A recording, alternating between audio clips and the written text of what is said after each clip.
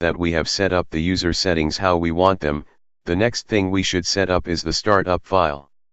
Any changes we make to this file will greet us every time we start up the program.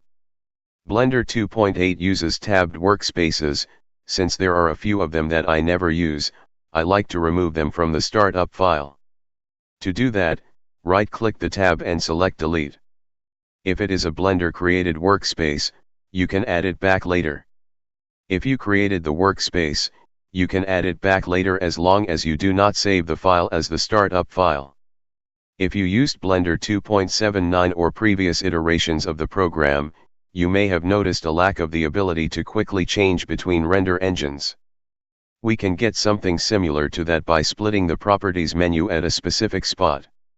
This will come in handy as you may want to switch between cycles and EV. Collections replace the old layer system. Some of the benefits of this are that you can now have more than 20 layers with objects being able to be in multiple collections at the same time. With everything being in the scene collection, I do not see a reason for the default objects to be in a collection.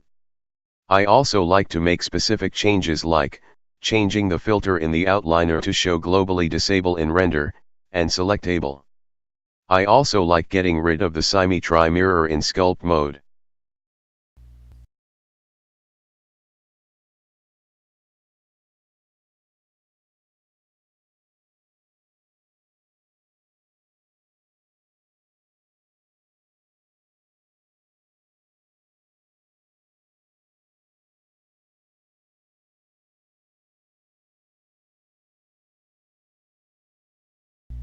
To save your startup file, go to File, Defaults, and Save Startup File. I'm not going to do that here because I have already set my startup file the way I want.